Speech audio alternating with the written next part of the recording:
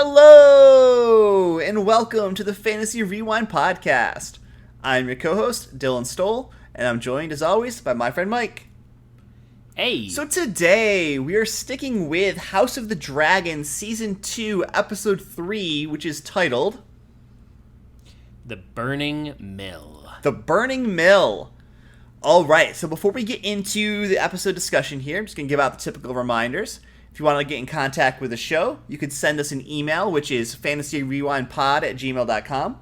We're also on Instagram, which is @fantasyrewindpod, or X, which is @fantasyrewind.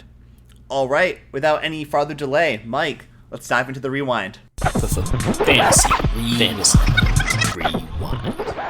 All right, Dylan. So this episode's a bit of a slow burn compared to the next week's episode.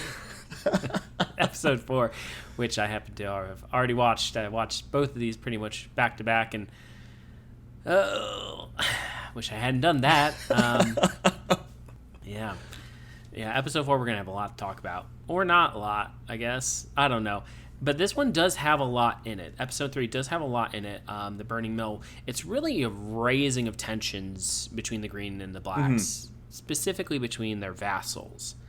And a lot of the people who aren't the king or the queen, quote unquote, you know? Right. Rhaenyra and Aegon themselves don't really do too much in this episode until the end, which we will have some fun talking about, I'm sure. Yeah. But plans are laid here where, anyway, I think we need to start with just like the whole, King Aegon's firstborn son died. He's upset, obviously, and he wants retaliation, and we have so much you have Rhaenyra kind of sneaking off. So which way do you want to go here? So yeah, I guess the first place to start should be the very beginning of the episode, where we see you mentioned some of like the vassals of the Greens and the Blacks kind of coming to a head, and the battle that takes place between the Brackens and the Blackwoods is where this episode starts. And now we don't actually see the fighting that takes place here, but the Brackens and the Blackwoods in A Song of Ice and Fire universe have been feuding basically forever. And so we see the two sides kind of poking each other here about where the boundary stones are and everything, and that leads to tempers rising up amongst the youth until someone gets a little hot-headed and pushes somebody too far and the sword is drawn, and then the next thing we see is a field full of corpses. And I think that this is mostly done to say, yeah, this happened, or like the fighting that we don't see is done so that we see that, yes, this happened, but that's not where our story focuses. And why that battle actually matters to the greater overall story is because it shows that the Riverlands, which is where this battle takes place, is ripe for the picking, with sides declared for both sides for Aegon, for Rhaenyra, and both sides, the Greens and the Blacks, needing to put more forces into this area to really claim them for their side. Yeah, and that is actually kind of the focus with all the political conversations is the Riverlands. And it's so interesting because in Game of Thrones, it's kind of I don't know, like almost like a forgotten piece, really. I don't think it was a huge... there was stories in it, like, throughout the Game of Thrones, arc, but I don't think it was a huge piece. Like, it really focused on, in Game of Thrones, obviously, King's Landing, the North, but the Riverlands kind of... I don't know, they just really didn't seem that important. Well, so in Game of Thrones, Robb Stark takes the Riverlands pretty handedly. Fighting Jaime Lannister, capturing him, and in the Riverlands, because the Riverlands aren't where Casterly Rock is, but it kind of is the middle of Westeros, where the Riverlands are. Yeah. And the reason why the Riverlands aren't as important in a Game of Thrones is because of the Red Wedding and what happens there, where the Freys betray the Starks and basically secure the Riverlands for the Lannisters and the crown. Okay. I'm forgetting a little bit. And probably, too, the reason it was so easy to get the Riverlands was because the Starks were married to the Tullys. Exactly. Yeah. Yeah. Oh, yeah, the phrase. Ugh. Thankfully, there's no phrase in this story. Well, I mean, there could be, and just let them, I don't know, die. But the Tullys are actually in this story. They are? They are, but you don't really get anything from them in this episode other than like some mentions of the grandfather who's the head, and he's basically feeble and bedridden and unfit to really rule, and so much so that nobody pretty much listens to him, or they're doing their own thing.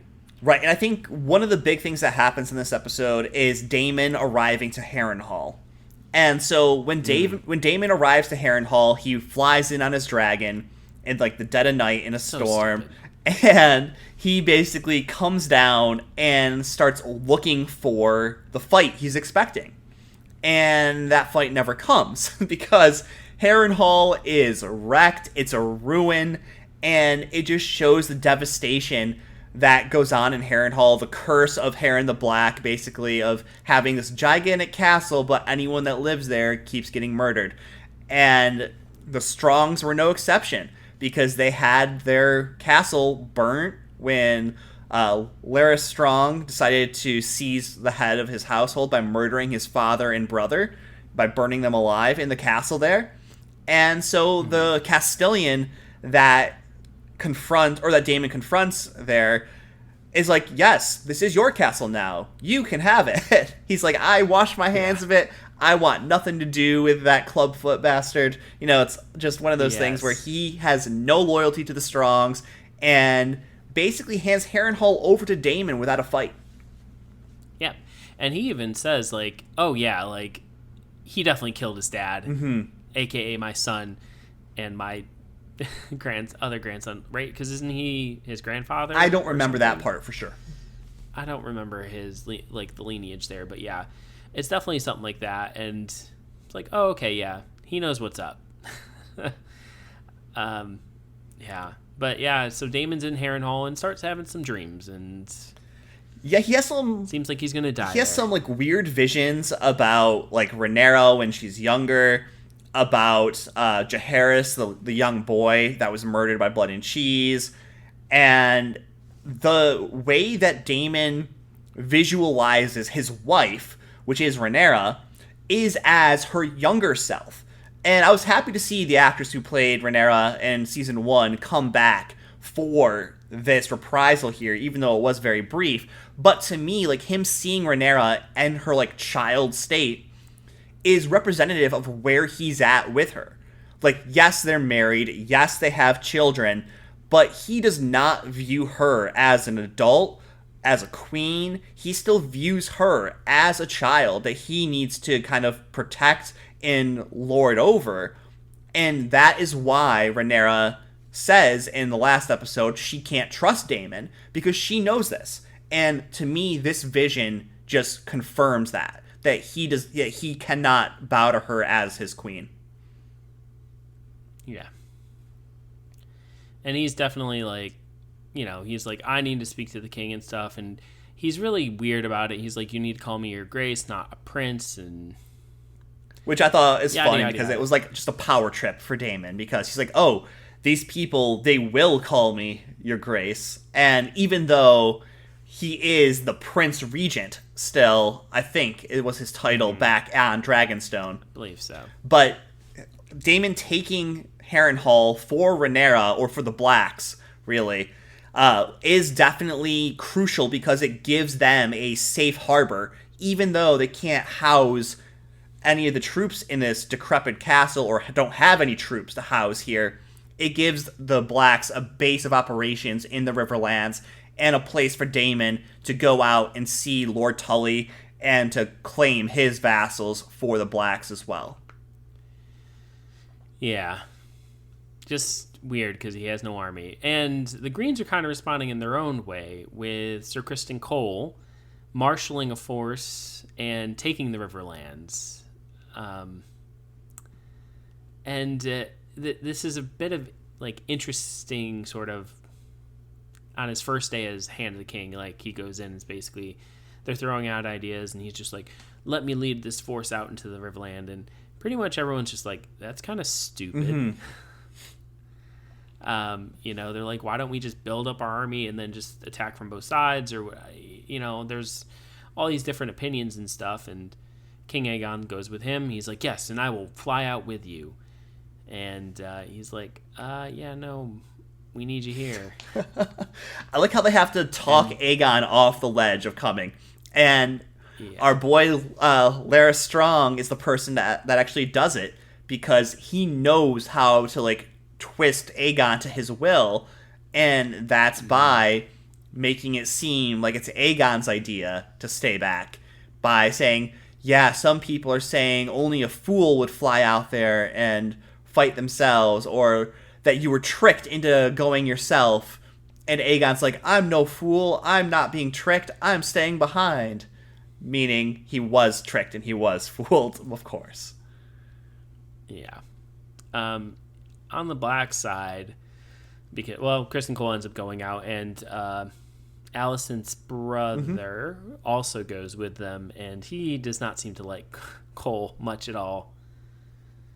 Which is shown throughout the episode. He has contempt for him. He's like, oh, we're going to go stay at an inn. And he's like, no, what are you doing? We're out in the middle. We're vulnerable. And we have one of the Black's dragons recognize, swoop down and see them and almost get them. And I was like surprised that they didn't just light them on fire anyway. But that was the whole thing. She does recognize. Is that Rhaenyra had ordered the dragon rider, I forget her name, I think it's Bella, that had ordered her to not engage with the enemy. So otherwise, she could have totally just roasted them right there, because they got so close that the dragon could almost bite their horses. But it was an interesting little run for the trees while the dragon was chasing them. Yeah, would have been a possibly different story if she had just said Dracarys. Yeah, right. But it wasn't. We do have some interesting stuff too with Bella's sister Rhaena. She does not have a dragon. So that means she couldn't be bonded to one, or didn't bond with one? Yeah, that means she hasn't bonded with one yet. And they're sending her to Pentos. They're sending her to the Vale. Oh. To the Vale. With dragon eggs, with baby dragons, with Rhaenyra's children to be raised up there. Yeah. So that's interesting, because even though Rhaena is kind of resentful of it, by her departure, she realizes the import of what she's doing. Like, she's being entrusted with dragon eggs, so the future of the dragons, essentially. She's being trusted with the dragon swarm, like the kids, right? Dragon seeds, whatever. And we also have a scene with that too we had to talk about, but I like that scene a lot, because even though I'm just like, yeah, she's probably going to die and all those kids are going to die too, because that's just what happens in Game of Thrones, right?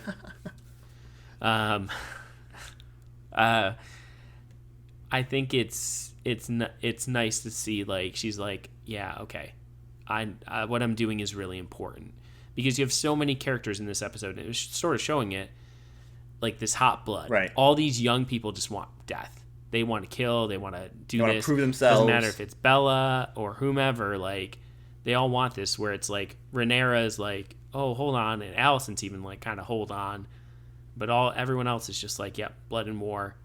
But by the end of the episode, you find out too that Alicent also is pretty much just like, it is what it is. We're gonna have what we're gonna have now. Let's talk about that scene really quick, and then we can jump back to the dragon seed scene. Yeah. So. Rhaenyra does go to King's Landing because through some advice, she wants to try to see if there is still a way to have peace, which I think is just, one, shows how good of a leader she is. She's willing to sacrifice herself, right, and possible death. This is incredibly risky. In order to stop what's going to be coming, because she knows what's going to happen. She knows there's going to be a lot of death, and that what's already happened is nothing compared to that. And so she's like, let me go see Allison. Let me see if there's a way to, find peace. And fans finally get what they've been craving for since the first season. And that is Allison to tell Rhaenyra what the king actually said. I will say that I didn't get what I wanted out of Rhaenyra's response. Because, after a pause, Allison finally says, like, he said that Aegon was the king of prophecy or something. The prince that was promised. Yeah, the prince that was promised. And I wanted Rhaenyra to be like, did he say which Aegon? Because there was two, right? Yeah. Yeah. I wanted her to say, which Aegon was it?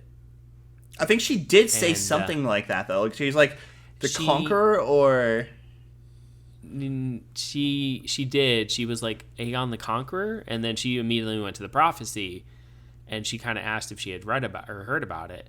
And you could tell, too, Rhaenyra was like, oh, wow. So he didn't actually, like, say, your son, Aegon.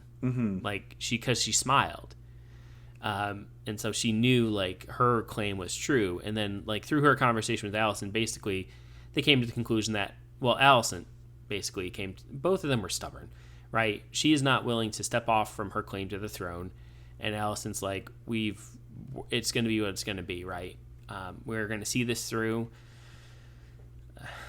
But it was a little upsetting. I mean, that nothing else sort of came out of that. Yeah, pretty much what happened was Rhaenyra got upset because at first she thought that her father really did forsake her in the end.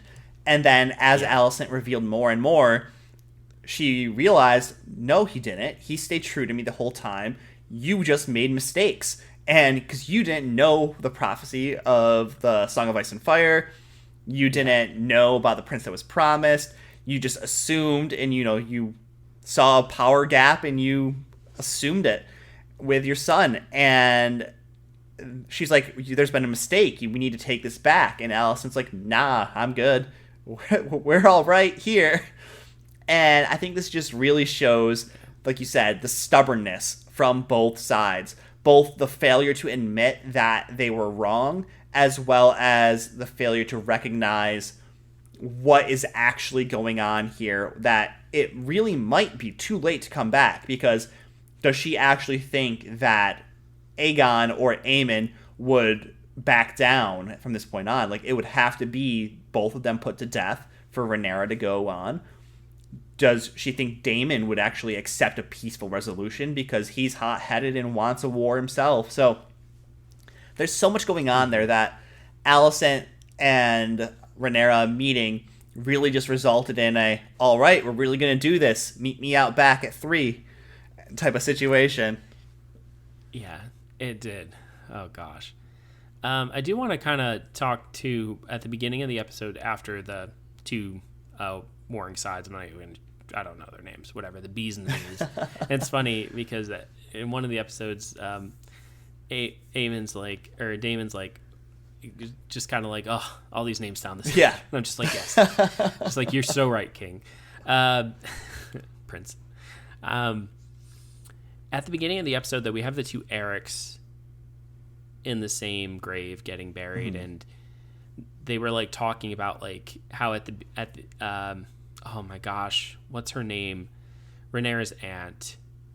Rhaenys, yes. Rhaenys was, they were talking about it, and Rhaenys is, she's like, what started this war? And Rhaenyra was like, well, it was when they usurped my throne. And then Rhaenys was like, well, was it when this person was killed? When the two sides fought? When Aegon was born? Aegon was born. When when your son cut Aemon's eye? When Luke cut Aemon's eye, or when Aemon killed Luke? Like, there's so many things. It's like at a certain point, you're not going to remember anymore. It's just going to be, we're just fighting to fight. And that's really sort of echoed in that fight right between the two sides. The Brackens and the Blackwoods. They don't even know what they're fighting. They're fighting over some boundary stones, but you see the aftermath of that, where it's just like this huge field just covered in bodies. Also, too, how many kids do these people have, and that they can have this many people to just like, oh yeah, we're just throwing them out. Well, there. You got to realize that back in like these type of times here, the amount of brackens or blackwoods that were the dead bodies laying on the ground were probably minimal, because it was all of their subjects, because they were the liege lords, and it was all of their vassals' children and getting murdered. So, oh my gosh, yeah, they don't seem to have a problem throwing all those people out there. Yeah, they're commoners; they don't matter. Yeah. But yeah, so you mentioned the dragon seeds really quick. And so that's a term that is used to describe a Targaryen bastard, where the one gentleman that we see at the tavern here is claiming to have Targaryen heritage, but, through an illegitimate means and everything. And he's bragging about it to his buddies, playing the whole, oh, I don't want to talk about that, but let me talk about it type of thing there. And then the king, Aegon, comes in and he's like, oh god, let me bow down. Let me, do everything I can to, appease this king and not draw notice. And it was just pretty funny. It was, but I think you've alluded to it before. We're going to see more of that going forward a little bit. And that scene actually led into an interesting scene with Aemon and Aegon, right? Aegon goes into the brothel with his knights he's turned into King's Guard, who are a joke. Yeah. And their squire, and they're trying to find him a whore, and they happen to Aegon's just going curtain to curtain, just opening it up, and you're seeing all of Game of Thrones' famous nudity in this for a little bit, and you see Aemon curled up with his person, and Aegon just mercilessly taunts him, right? And it really made me just kind of reflect back on the past season and be like, you know what? Aegon was actually kind of the worst person to Aemon. Luke and the other kids weren't as bad to Aemon as his own brother was. And that was sort of reinforced in this episode when Aegon is kind of tormenting him for being with this person. Now, Aegon's drunk and stuff, but Aegon really isn't that nice of a person. And that's sort of clarified here, and Aemon's like, yep, okay, well, fine, you can have her, it doesn't matter.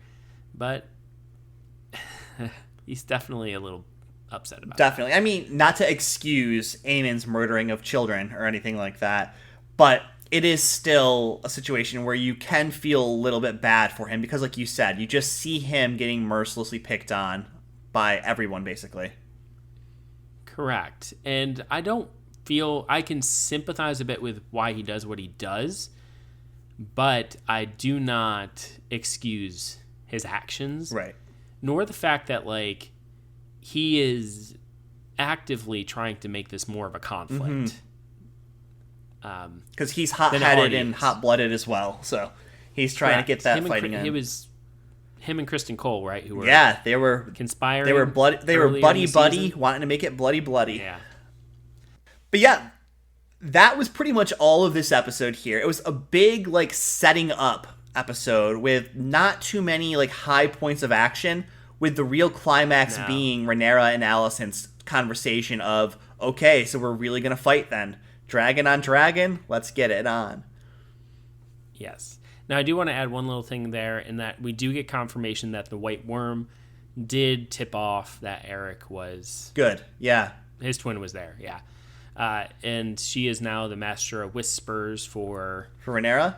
King Rhaenyra. And on the green side, we have Strong actually made the Master of Whispers as well. So, yeah, both sides get that.